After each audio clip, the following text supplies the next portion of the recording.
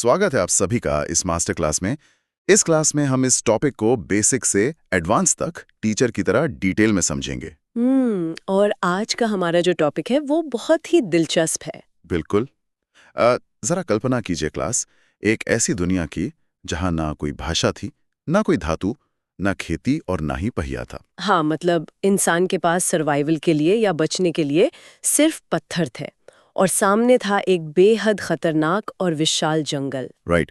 तो आज का हमारा ये गहन अध्ययन, या जिसे हम डीप डाइव कहते हैं, वो प्रागैतिहासिक भारत यानी प्री हिस्टोरिक इंडिया पर है। ये कोई साधारण कहानी नहीं है। ये हमारी और आपकी सर्वाइवल की सबसे महान कहानी है। बिल्कुल। और क्लास की शुरुआत में ही ये स्पष्ट कर देना बहुत जरूरी है कि हम इन पत्थरों और पुरानी हड्डियों के बारे में क्यों चर्चा कर रहे हैं। हाँ, क्योंकि अक्सर लोग सोचते हैं कि इतिहास पढ़ना मतलब गड़े मुर्दे उखाड़ने जैसा है। एकदम सही कहा आपने। लेकिन अगर हम एक विश्लेषणात्मक नजरिए से देखें तो हमारा वर्तमान पूरी तरह से हमारे अतीत की नींव पर टिका हुआ है। जी। मतलब जब तक हम ये नहीं समझेंगे कि हमारे पूर्वजों ने आग पर काबू कैसे पाया या पहला पहिया कैसे बनाया, तब तक हम आज की आर्टिफिशियल इंटेलिजेंस या स्पेस एक्सप्लोरेशन जैसी आधुनिक तकनीकों के विकास के सफर को नहीं समझ सकते। क्या बात है। मतलब जड़ों को समझे बिना पेड़ की ऊंचाई का अंदाजा नहीं लगाया जा सकता, राइट? बिल्कुल सही। तो क्लास, इस सफर को समझने के लिए हमें सबसे पहले इतिहास या हिस्ट्री शब्द को ही डिकोड करना होगा। अगर हम बहुत ही सरल शब्दों में कहें तो अतीत यानी पास्ट में जो भी घटनाएं घटी हैं, उनके क्रमिक अध्ययन को इतिहास कहा जाता है। हाँ, और यहाँ ये क्रमिक या जो क्रोनोलॉजिकल शब्द है ना, ये बहुत अहम है। वो कैसे? देखिए, इसका मतलब सिर्फ पुरानी कहानियों का ढेर लगाना नहीं है, बल्कि ये समझना है कि पहले क्या हुआ और उसके कारण बाद में क्या बदलाव आए। कॉज एंड इफेक्ट ही इतिहास की असली जान है। बिल्कुल।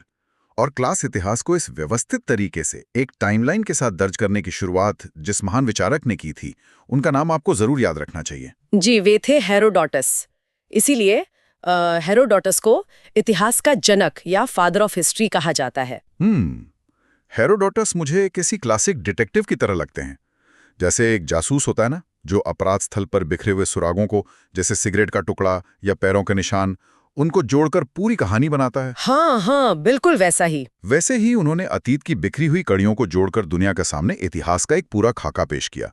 लेकिन यहाँ एक बहुत बड़ा सवाल उठता है मेरे मन में। पूछिए। देखिए, जब हम अध्ययन की दृष्टि से इतिहास का विभाजन करते हैं तो इसे 3 मुख्य हिस्सों में बांटा गया है।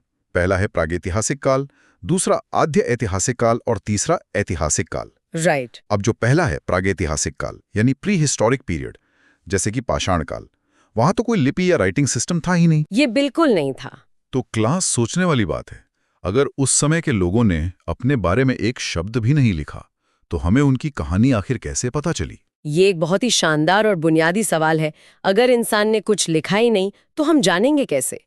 तो यहीं पर इतिहासकार पूरी तरह से पुरातात्विक अवशेषों पर यानी आर्कियोलॉजिकल रिमेन्स पर निर्भर हो जाते हैं। अच्छा, पुरातात्विक अवशेष। हाँ, मतलब जमीन की खुदाई से मिलने वाले पत्थर के औजार, जानवरों और इंसानों की हड्डियां और गुफाओं की दीवारों पर बनी चित्रकारी, यही उनके असली दस्तावेज हैं।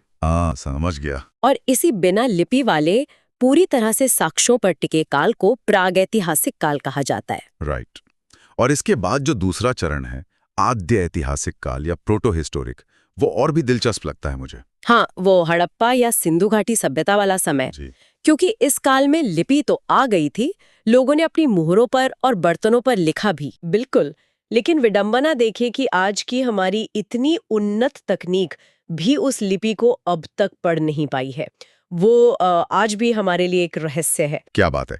और अंत में आता है ऐतिहासिक काल या हिस्टोरिक पीरियड, जहां लिपि भी थी और हम उसे आसानी से पढ़ भी सकते हैं। हाँ, जैसे मौर्य काल, मुगल काल या हमारा आधुनिक भारत का इतिहास। तो क्लास, संक्षेप में याद रखें, जहां कुछ लिखा नहीं गया वो प्रागैतिहासिक, जहां लिखा गया पर हम पढ़ नहीं सके वो आद्य ऐतिहासिक, और जहां का लिखा हम पढ़ सकते हैं वो है ऐतिहासिक काल। एकदम परफेक्ट रिकैप। तो चलिए क्लास, आज के हमारे मुख्य विषय यानी प्रागैतिहासिक काल के अंदर चलते हैं।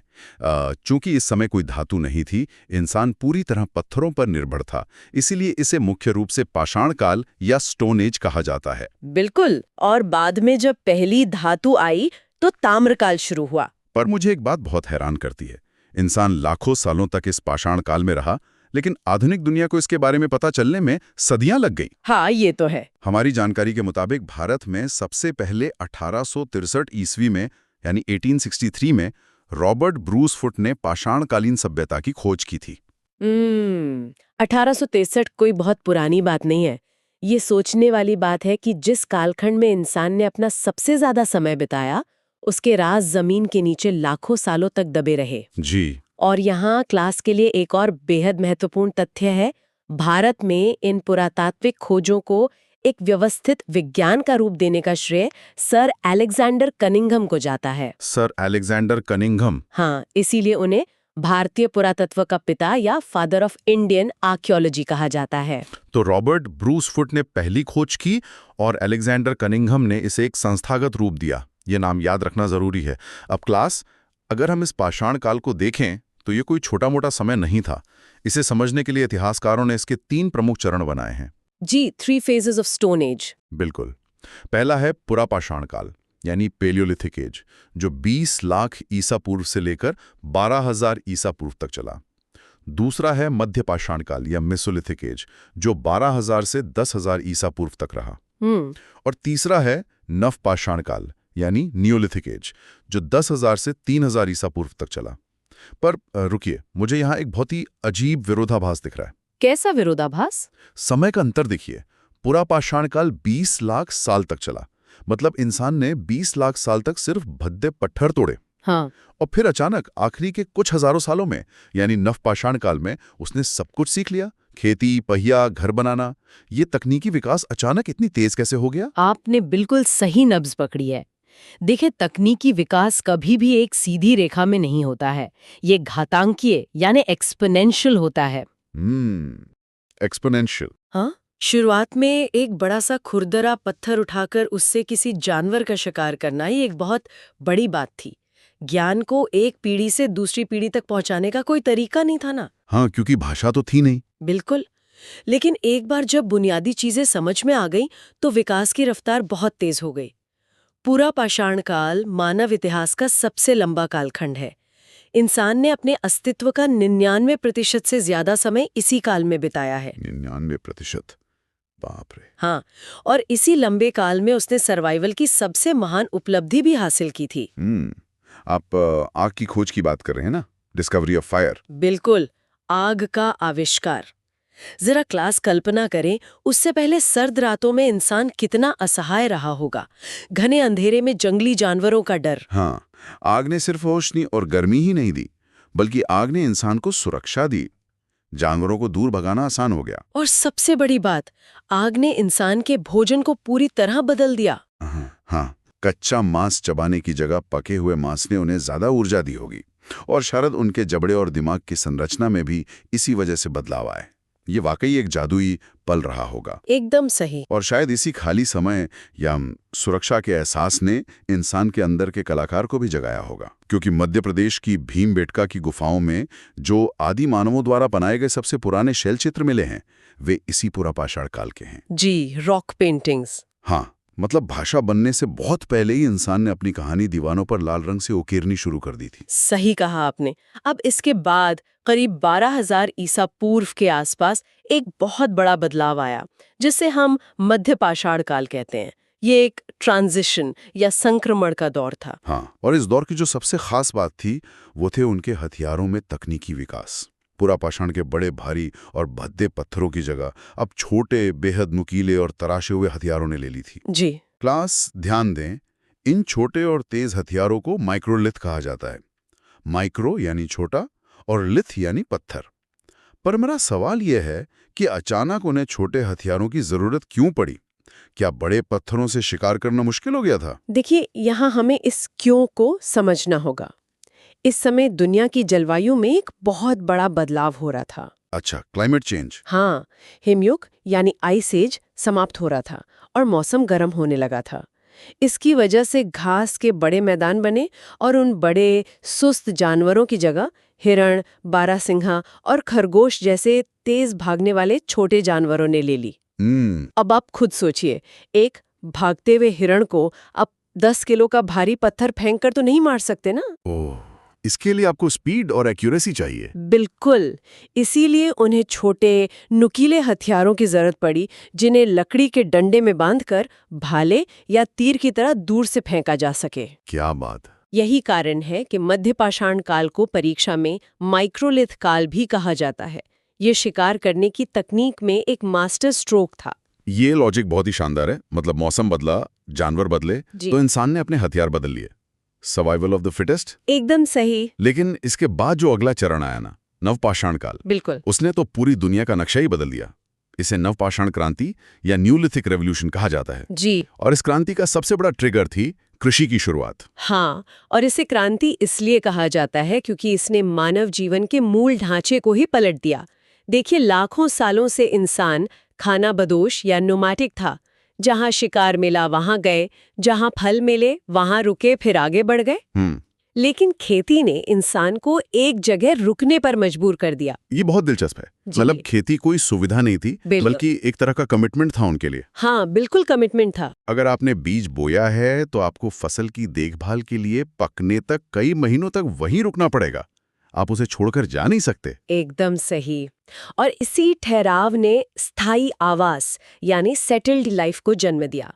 लोगों ने अपने खेत के पास झोपड़ियां बनाई। जब बहुत सारे लोग एक जगह रहने लगे तो कबीले बने, बस्तियां बसने लगीं। अरे वाह। और यहीं से हमारे वे पूर्वज जो कल तक जंगलों में भटक रहे थे, वो पहली बार ग्रामीण बन गए। ये तो बहुत बड़ा शिफ्ट था। और शिकार के साथ साथ अब विधिवत रूप से पशुओं को पाला जाने लगा, यानी पशुपालन शुरू हुआ, ताकि दूध और मांस का नियमित स्रोत बना रहे। बिल्कुल। और क्लास, जब आप खेती करते हैं तो फसल कटने के बाद एक नई समस्या आती है। इतने सारे अनाज का आखिर क्या करें? उसे संभाल कर रखना होगा। तो अनाज के भंडारण और उसे पकाने की जरूरत ने एक और बड़े आविष्कार को जन्म दिया। और वो था मिट्टी के बर्तन या पॉटरी। जी। की खोज, डिस्कवरी ऑफ व्हील। पहिया, अगर हम सोचे क्लास, तो पहिया प्रकृति में कहीं मौजूद नहीं है। इंसान ने किसी पेड़ के तने को लुढ़कते हुए देखा होगा और दिमाग लगाया होगा कि इसे काटकर यातायात को आसान बनाया जा सकता है। हाँ, और यातायात के अलावा उसी पहिए का उपयोग चाक के रूप में मिट्टी के बर्तनों को तेजी से और सुडौल बनाने के लिए भी किया गया। पहिए ने दूरियों को समेटना शुरू कर दिया था। और फिर नवपाषाण काल के अंतिम चरण तक आते आते इंसान ने पत्थरों से आगे बढ़कर एक नई चीज खोज निकाली। यहां से ताम्र पाषाण काल, या जिसे कॉपर एज कहते हैं, उसकी शुरुआत होती है। जी, इंसान ने जमीन से पहली बार ऐसी चीज निकाली जिसे पिघलाकर मनचाहा आकार दिया जा सकता था, और वो धातु थी तांबा यानी कॉपर। ये एक बहुत बड़ी वैज्ञानिक छलांग थी। हालांकि इंसान ने रातों रात पत्थरों का इस्तेमाल बंद नहीं किया, इसीलिए इसे ताम्र पाषाण काल कहते हैं। मतलब कॉपर और स्टोन दोनों का मिक्स। हाँ, जैसे कुल्हाड़ी का सिर तांबे का होता था, पर कई औजार अभी भी पत्थर के ही थे। लेकिन ये साफ था कि अब धातुओं का युग शुरू हो चुका था। और क्लास, एग्जाम फैक्ट बॉक्स के लिए याद रखें, मानव द्वारा खोजी गई सबसे पहली धातु तांबा थी। ये तथ्य परीक्षा के लिए बहुत महत्वपूर्ण है। तो क्लास, अगर हम अभी तक के इस आदिमानव के औजारों के सफर को एक विजुअल गैलरी की तरह दिमाग में दोहराएं, तो ये 4 स्टेजों में साफ दिखाई देता है। जी। स्टेज 1 पुरापाषाण काल में बड़े, भद्दे और भारी पत्थर। स्टेज 2 मध्यपाषाण में जलवायु बदलने के कारण छोटे और नुकीले माइक्रोलिथ। राइट। स्टेज 3 नवपाषाण काल में खेती और पेड़ काटने के लिए एकदम चिकने और पॉलिशदार मजबूत औजार। और स्टेज 4 ताम्रयुग, जहां तांबे और पत्थर ने मिलकर हथियार बनाए। इस क्रमिक विकास को समझने के बाद क्लास के लिए ये जानना बहुत जरूरी है कि भारत के नक्शे पर वे कौन से प्रमुख स्थान हैं जहां से हमें ये सारे सबूत मिले। हाँ, आर्कियोलॉजिकल साइट्स ऑफ इंडिया। चलिए, भारत के 4 सबसे महत्वपूर्ण प्रागैतिहासिक स्थलों की यात्रा करते हैं। तो सबसे पहले चलते हैं पश्चिम की ओर, वर्तमान बलूचिस्तान के इलाके में। यहाँ एक जगह है मेहरगढ़। मेहरगढ़। हाँ, ये वो स्थान है जहां से पूरे भारतीय उपमहाद्वीप में सबसे पहले कृषि यानी खेती के प्रमाण मिले हैं। और इंसान ने जो सबसे पहली फसलें उगाई वो थी गेहूं और जौ। अरे वाह। इसके बाद क्लास, हम सीधे उत्तर में कश्मीर की बर्फ से ढकी वादियों में चलते हैं। यहाँ एक जगह है बुर्जहोम।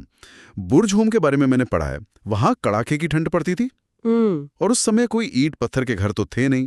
तो इंसान ने क्या किया, उसने जमीन के अंदर गड्ढे खोदे और उनके अंदर घर बनाया।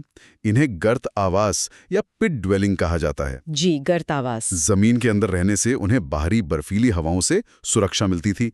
ये उनका देसी इंसुलेशन सिस्टम था। ये ना, वो है वहां मिली कब्रें। वहां खुदाई में स्पष्ट प्रमाण मिले हैं कि मानव के कंकाल के साथ साथ एक कुत्ते का कंकाल भी दफनाया गया है। ये वाकई बहुत गहरा है।